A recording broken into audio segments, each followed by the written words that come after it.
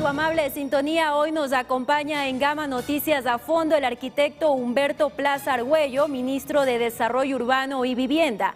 Dialogaremos sobre la propuesta de ley orgánica de subir el IVA al 15% para enfrentar el conflicto armado interno en el país y su injerencia en el sector de la construcción. Bienvenido, ministro, a este espacio de opinión y entrevistas. Buenos días. Muy buenos días, a sus órdenes. ¿Por qué es necesario subir el IVA al 15%, ministro? ¿Y por qué es necesario que la Asamblea apruebe este proyecto de ley enviado por el Ejecutivo?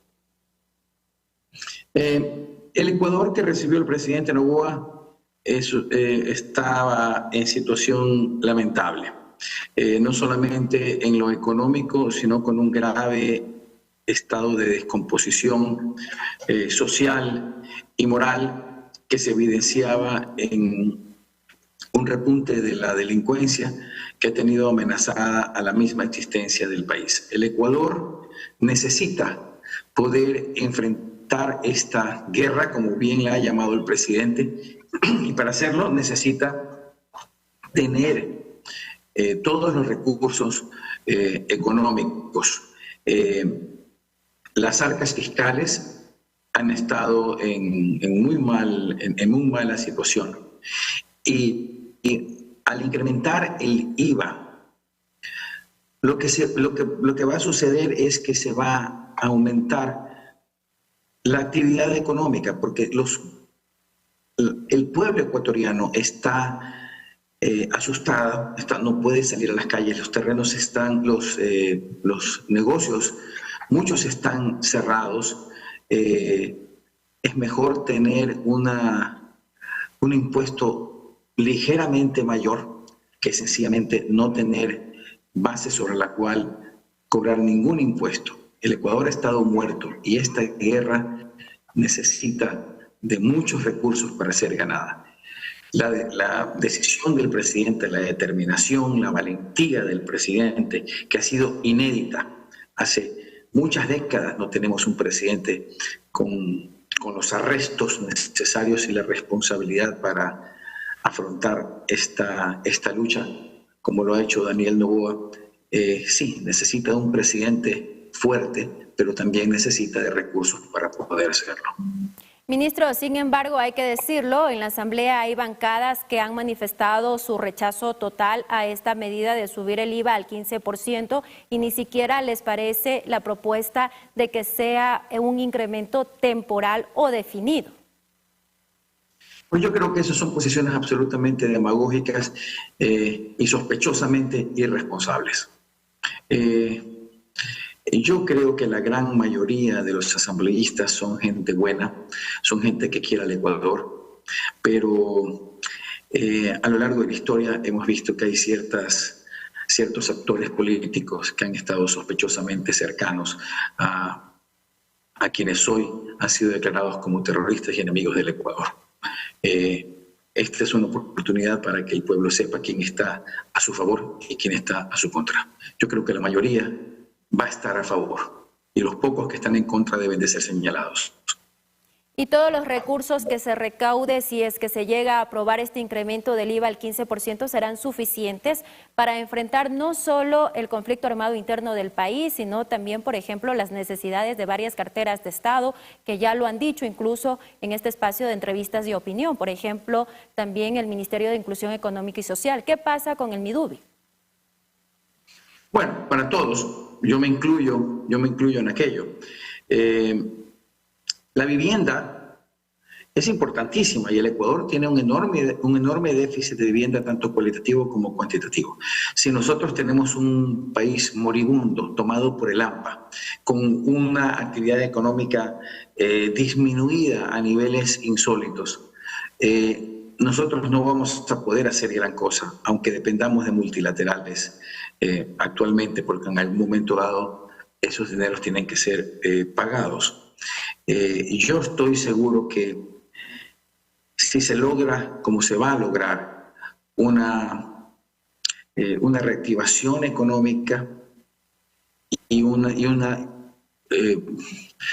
triunfo contundente, definitivo sobre los enemigos de la patria, creo que tendremos un nuevo Ecuador mucho más activo y tendremos más techos dignos para los ecuatorianos.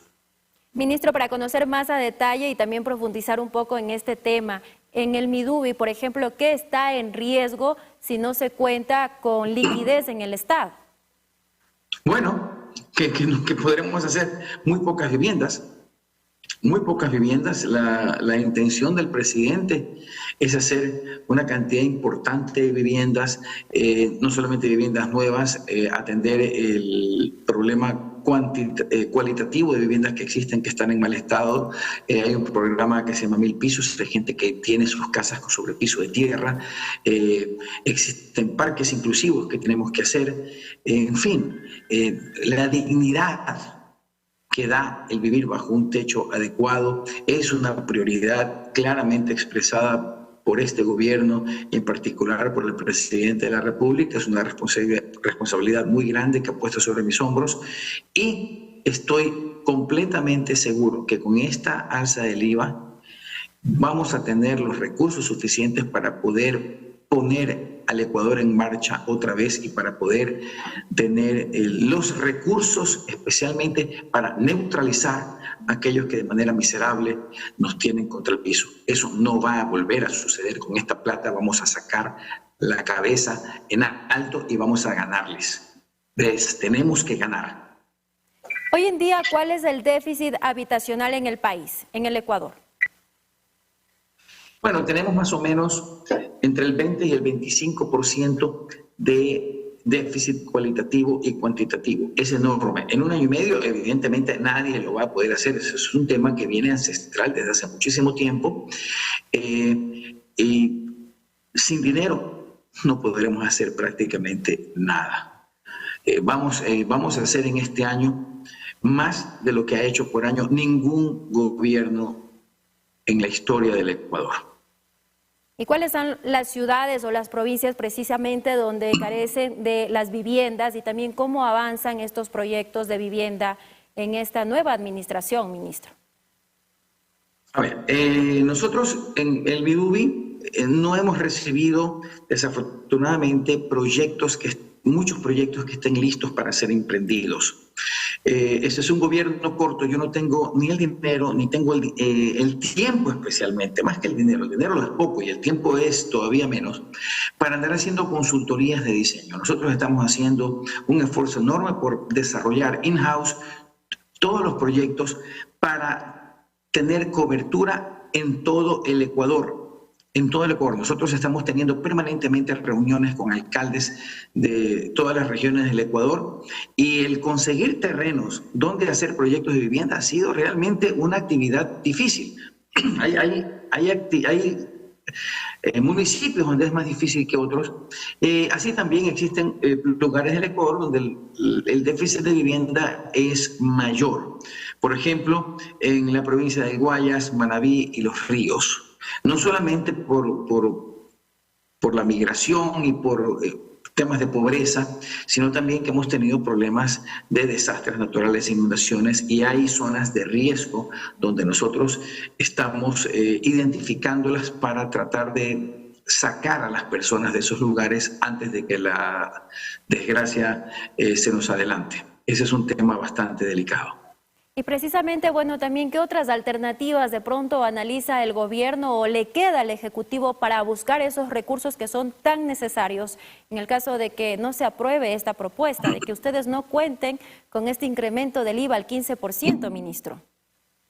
A ver, yo creo que lo vamos a lograr, porque al final del partido la mayor parte de los congresistas son gente buena. Yo considero que hay que ser un verdadero ingrato y un irresponsable para votar en contra de esta alternativa. Digamos que los enemigos de la patria sean mayores. Yo no lo creo. Yo creo que son contados. Pero digamos que esto no suceda. Nosotros estamos también buscando alternativas no de créditos, sino de inversión, que es distinto. El crédito, uno tiene que emitir bonos soberanos y algún rato se lo tiene que pagar. Cuando hay inversión, esto es gente que cree en el Ecuador, porque en el extranjero hay gente que sí cree en el Ecuador. Nosotros estamos tratando de conseguir recursos para hacer proyectos de vivienda. El Midubi no es un constructor, el Midubi es un gestor y es un promotor de viviendas. Entonces nosotros estamos tratando de juntar a gobiernos autónomos descentralizados, promotores privados, constructores, inversionistas extranjeros.